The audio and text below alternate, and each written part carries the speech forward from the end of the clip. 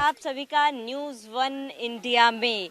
तो आज अयोध्या के इस बुलेटिन में लाइव आपका स्वागत है और बता दें कि रोज़ाना हम ये कोशिश करते हैं कि आपको ऐसी जगहों पर लेकर जाए जहां पर तमाम दर्शक जो है इंतज़ार कर रहे हैं रामलला के आगमन के लिए, और सभी को ये इंतज़ार है कि कब वो अयोध्या की नगरी में पहुंचे और रामलला के दर्शन करें।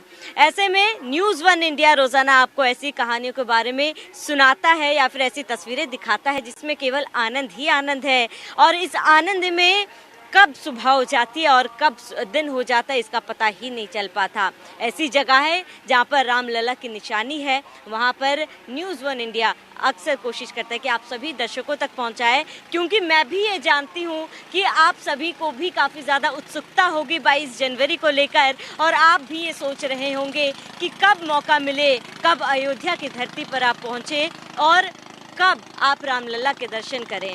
इस वक्त मैं मौजूद हूँ सरयू घाट में और यकीन मानिए यहाँ पर माहौल ऐसा है कि आप आनंद ही आनंद हर जगह लगेगा। आप इतने आनंदित महसूस करेंगे यहाँ पर पहुँचकर कि आपको वापस जाने का मन नहीं करेगा। 22 जनवरी का दिन बेहद ही नज़दीक है और ऐसे में अयोध्या में तस्वीरें तो समय के साथ साथ बदल रही है, परिवर्तन भी दिख रहा है, लेकिन अब माहौल जो है वो राममय हमेशा से ही थी, लेकिन अब और भी ज़्यादा राममय जो है वो पूरी अयोध्या नगरी जो है दिख रही है, क्योंकि अयोध्या वासियों के साथ साथ देश और विदेशों से लोग यहाँ पर पहुँच रहे हैं और दर्शन करने के लिए यहाँ पर लोग जो है रामलला के पहुँच रहे हैं।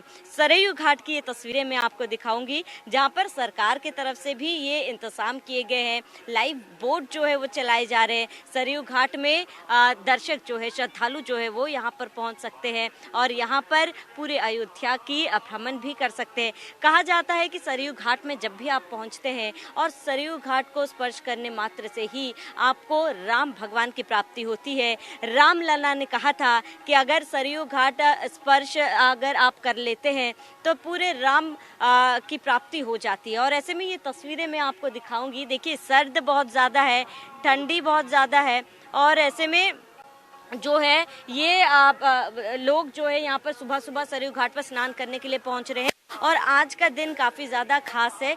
खास इसीलिए भी आपको बता दें क्योंकि आज से 7 दिन का अनुष्ठान जो है वो शुरू होने जा रहा है, और 7 दिन के अनुष्ठान में आपको बता दें लगातार कर्मकांड किया जाएगा। सरयू घाट से ये सीधी तस्वीरें मैं आपको दिखा रही हूँ। आप देख सकते हैं कि दूर दराज लोग यहाँ पर पहुंच रहे हैं, पूजा अर्चना कर रहे हैं। लोगों की आस्था की भी तस्वीर जो है ये हम आपको दिखा रहे हैं। ये वही लाइव बोट है और लाइव बोट से सीधी तस्वीर आपको दिखा रहे हैं जहाँ पर सरयू घाट में थोड़ी देर में वो महाराज और संत भी पहुंचेंगे जिन्होंने अनुष्ठान जो है वो शुरू किया है। 7 दिन का अनुष्ठान होगा और थोड़ी में वो सरयू घाट में स्नान के लिए भी पहुंचेंगे। उससे पहले हमने ये सोचा कि इस सुंदर नज़ारा को हम अपने दर्शक जब आप सरयू घाट पे पहुंचेंगे देखिए, जब आप सरयू घाट पे पहुंचेंगे तो यहाँ पर आप देखेंगे जगह जगह पर सरयू घाट, माँ सरयू में दिया भी जलाया जाता है, फूल भी प्रभावित किए जाते हैं, और इसके साथ ही सरयू घाट में लोग जो है स्नान करते हैं। कहते हैं कि सरयू घाट में डुबकी लगाने से आपके सारे पाप जो है वो धुल जाते हैं। और इसके साथ ही आपको बता दें ये सरयू घाट के किनारे तमाम व्यवस्था प्रशासन की तरफ से भी की गई है, और यहाँ पर सुबह सुबह लोग जो है पूजा अर्चना करने के लिए पहुंच रहे हैं। और ये देखिए जहाँ पर सरयू घाट के किनारे किस तरीके से बजरंगबली और प्रभु महाराज शिव जी की भी यहाँ पे पूजा अर्चना की जा रही है। दूर दराज से लोग आ रहे हैं। कहाँ से आए माता जी आप? आहू से पूजा की जा रही है यहाँ पे। आप रोजाना आते हैं? नहीं, अभी आए। कितने दिन के लिए रहेंगे आप? अभी एक साल में रहेंगे, 10-12 दिन। 10-12 दिन के लिए। 22 जनवरी भी आप यहाँ पे क्या रोजाना आप पूजा करेंगे? नहीं, वहाँ एक साल में अपन आहुति लगाएंगे, एक साल में बैठेंगे। जरा ये पूजा के बारे में समझाएंगे माता जी? पूजा रोज करते हैं भगवान भोलेनाथ की जी, अच्छे से पूजा करते हैं। रोज मंदिर भी जाते हैं, जल चढ़ाते हैं भगवान का लिए, तो सब समय निकाल के थोड़ा जाते हैं। ठीक है, देख रहे हैं आपकी किस तरीके से अलग अलग तरीके से सरयू घाट पर जो है पूजा अर्चना की जा रही है। और ऐसे में लोग जो है इतनी ठंड में भी, खास बात ये कि इतनी ठंड में भी लोगों की आस्था में किसी भी तरीके की कोई भी कमी जो है आपको यहाँ पर नजर नहीं आएगी। और सुबह से ही लोग आस्था की डुबकी लगाने के लिए यहाँ पर पहुँच रहे हैं। और इसके साथ ही मैं विनीत से दरख्वास्त करूंगी, कैमरा पर्सन विनीत, जरा सरयू घाट का ये नज़ारा दिखाइए, जहाँ पर अगर आप सुबह पहुँचेंगे यहाँ पर मंत्रोच्चार के साथ यहाँ पर जब आप पहुँचेंगे चारों ओर से मंत्रोच्चार, भजन भी लगातार बजते रहते हैं। और साथ ही जो श्रद्धालु दूर से आते हैं अगर रामघाट पहुँचते हैं तो वहाँ पर जो है आपको आस्था में किसी भी तरीके की कोई कमी जो है नज़र नहीं आएगी। इतनी ठंड में भी, कड़ाके की ठंड में भी लोग जो है वो यहाँ पर पहुँच रहे हैं, आस्था की डुबकी लगा रहे हैं, क्योंकि 22 जनवरी का दिन जो है वो बेहद ही करीब है। और ऐसे में महाराज जी हमारे बीच मौजूद है, महाराज जी से जानेंगे। महाराज जी, क्योंकि देखिए आज से 7 दिनों का अनुष्ठान जो है वो शुरू हो चुका है, किस तरीके से इस अनुष्ठान को जो है पूरा किया जाएगा, क्या क्या पूजा की जाएगी? सबसे पहले मैं आपके चैनल के माध्यम से सभी दर्शकों को जय श्री राम। आपको मैं बता दूं कि आपने कहा कि आज से 7 दिन बचे हुए हैं और क्या क्या पूजा किया जाएगा, तो उसमें आपको मैं बता दूं 16 जनवरी जैसे आज 10 विध स्नान कराया जाएगा ठाकुर जी को। और कल 17 जनवरी है, कल गणेश अंबिका पूजन होगा। 18 जनवरी को वरुण पूजन होगा। 19 जनवरी को नवग्रह स्थापना होगा। और 20 जनवरी को वास्तु शांति एवं अन्नाधिवास, भगवान को अन्न से अभिषेक किया जाएगा। और 21 जनवरी को सैया अधिवास, मगर भगवान को बिस्तर पे सुलाया जाएगा। और 22 जनवरी को रामलला का पूजन होगा, अभिषेक होगा, फिर प्रतिष्ठा होगी। बिल्कुल महाराज जी, कहा जा रहा है कि ये जो 7 दिन का अनुष्ठान है, इन तमाम 7 दिन में जो है अलग अलग तरीके से कर्मकांड भी किया जाएगा। जी, आचार्यगण जो हैं, जो पूज्य आचार्य लोग हैं, 121 वैदिकों के द्वारा पूजन करवाया जाएगा और अलग अलग विधि के द्वारा पूजन करवाया जाएगा।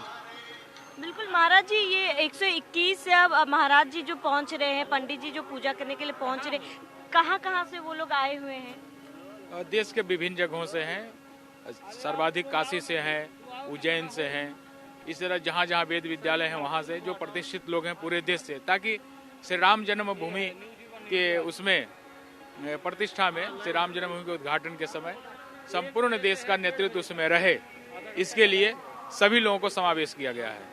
बिल्कुल, क्योंकि बेहद ही कम समय बाकी है महाराज जी। अब 22 जनवरी में रामलला का प्राण प्रतिष्ठा भी किया जाएगा। 18 तारीख जो है वो रखा गया है, जहाँ पर प्रतिमा को राम मंदिर के अंदर स्थापित किया जाएगा महाराज जी। उसके पहले क्या कुछ पूजा अर्चना की जाएगी और उसके बाद प्रतिमा को प्रतिष्ठित किया जाएगा? हमारे रामलला तो ऑलरेडी वहाँ प्रतिष्ठित हैं। रामलला ने मुकदमा जीत कर सुप्रीम कोर्ट से और अपने को सिद्ध किया। देश के पहला कोई ऐसी घटना है जहाँ भगवान को भी अपने को सिद्ध करना पड़ा। तो भगवान श्री रामलला ने पक्षकार रामलला बनकर और वहाँ पर जीत हासिल किया है और जन्मभूमि को प्राप्त किया।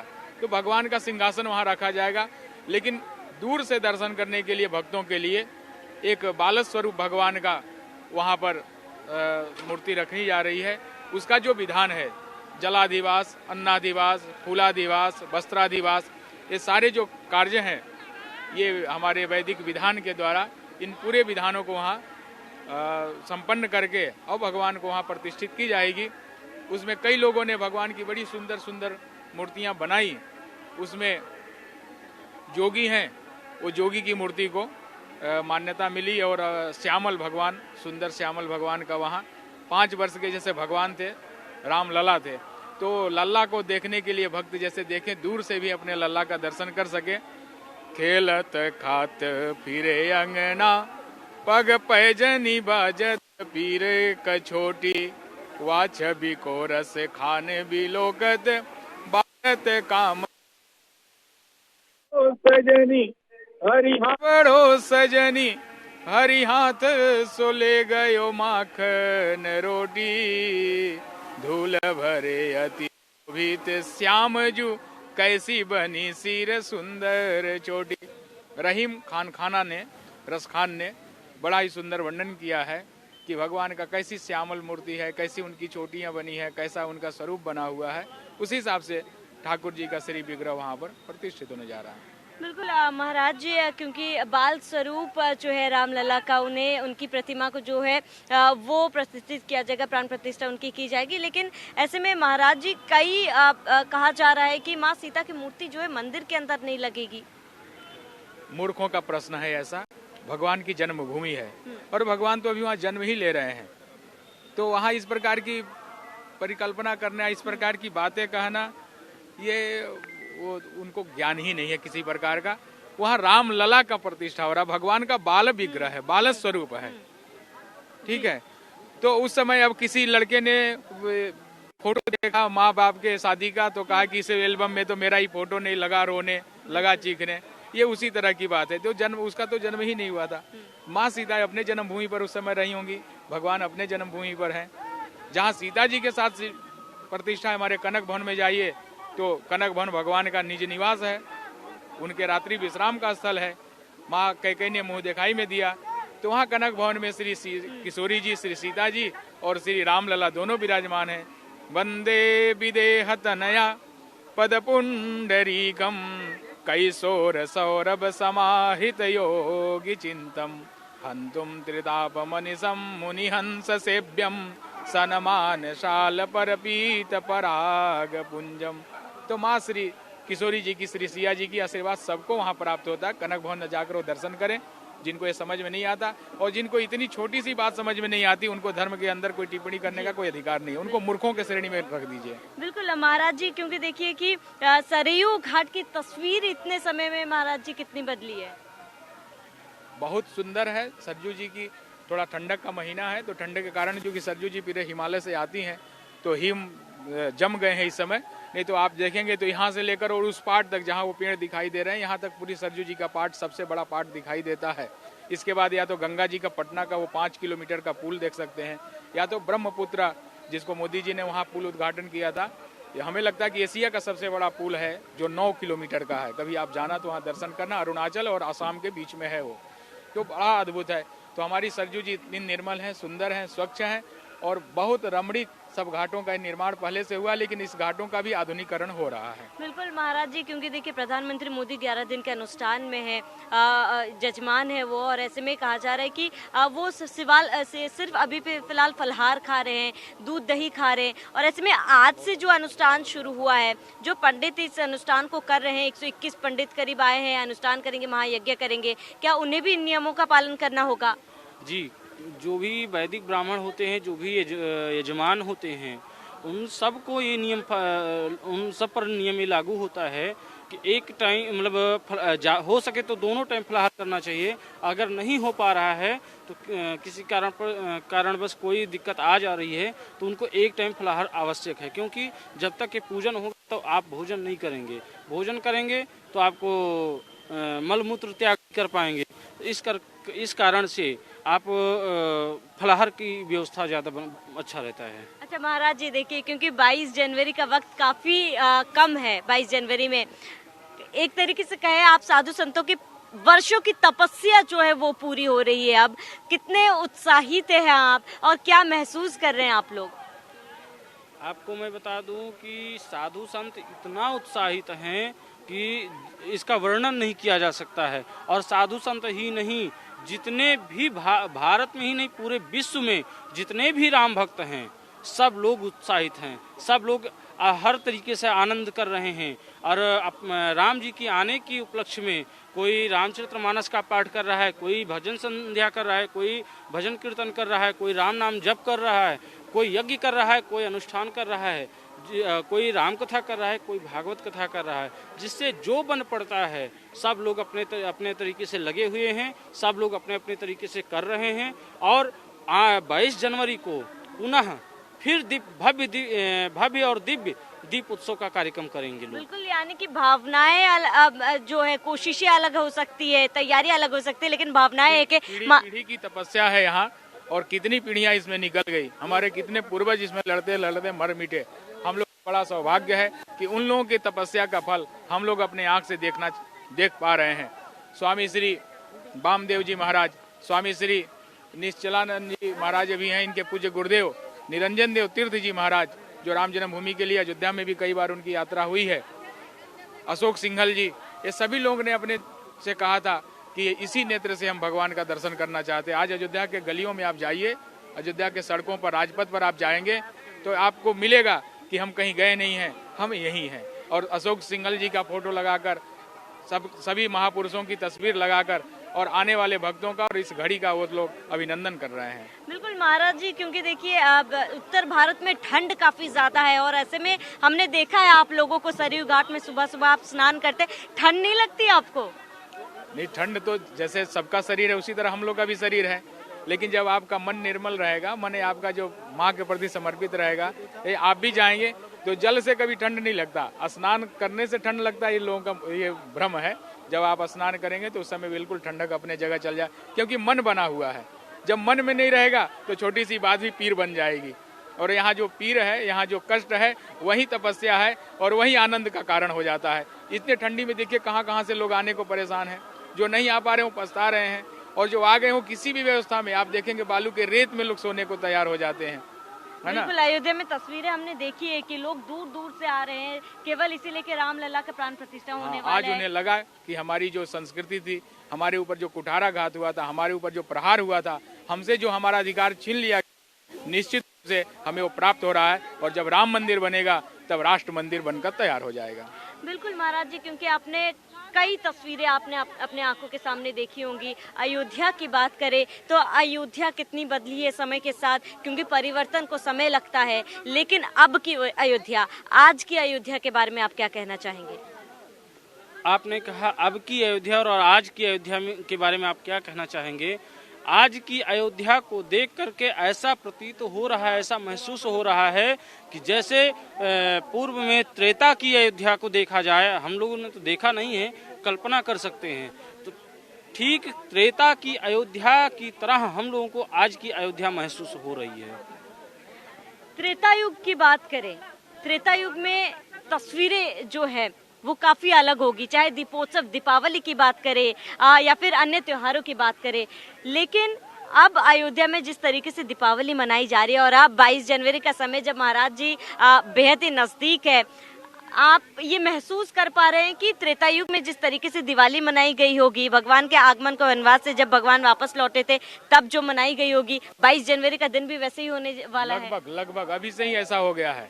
उस समय वर्णन करते हुए कलिपावना अवतार गोस्वामी तुलसीदास जी महाराज ने कहा है कि सब नर करहीं परस्पर प्रीति, चलहीं स्वधर्म निरत श्रुति नीति, राम राज बैठे त्रयलोका, हर्षित भये गए सब शोका, बैर न काहू। किसी से किसी का बैर नहीं था, सब आपस में प्रेम करते थे। तो आपसी प्रेम सौहार्द का जो मूल तत्व है राम, वो राम जी अपने सिंहासन पर विराजमान होने जा रहे हैं, और जब राम सिंहासन पर विराजमान होंगे तो संपूर्ण समाज हर्षित होगा और अपने अभ्युदय को प्राप्त करेगा। बिल्कुल, आपने सुना महाराज जी का भी कहना है कि त्रेता युग में जिस तरीके से दीपावली मनाई जा रही थी, 22 जनवरी का वो दिन है, और 22 जनवरी के दिन भी वही उसी तरीके से दीपावली मनाई जाएगी जब राम लल्ला अपने घर आएंगे, और उसका जो 500 साल सदियों का इंतजार जो है, सभी का इंतजार जो है वो पूर्ण होगा। सरयू घाट से हमने आपको तस्वीरें दिखाई है। एक बार न्यूज़ 1 इंडिया की टीम आपसे यही कहना चाहेगा कि जो तस्वीरों में आप देख रहे हैं, और जब आप यहाँ पर अयोध्या की धरती पर पहुंचेंगे, आप समझेंगे कि हम इतने मंत्रमुग्ध क्यों हैं, हम इतनी कोशिशें क्यों कर रहे हैं अपने दर्शकों तक एक एक तस्वीर वो पहुंचाने की। सरयू घाट से लेकर लता चौक से लेकर वो तमाम जगह हम कोशिश करते हैं आप तक पहुंचाने की, ताकि आप घर बैठे भी वो महसूस कर सके कि अयोध्या की पावन धरती पर पहुंचने से आपको क्या, आपकी भावनाएं क्या होंगी, आप क्या महसूस करेंगे। इसी के साथ ही अयोध्या से इस बुलेटिन में मेरे साथ इतना ही। देश प्रदेश की तमाम खबरों के लिए आप बने रहिए न्यूज़ 1 इंडिया के साथ।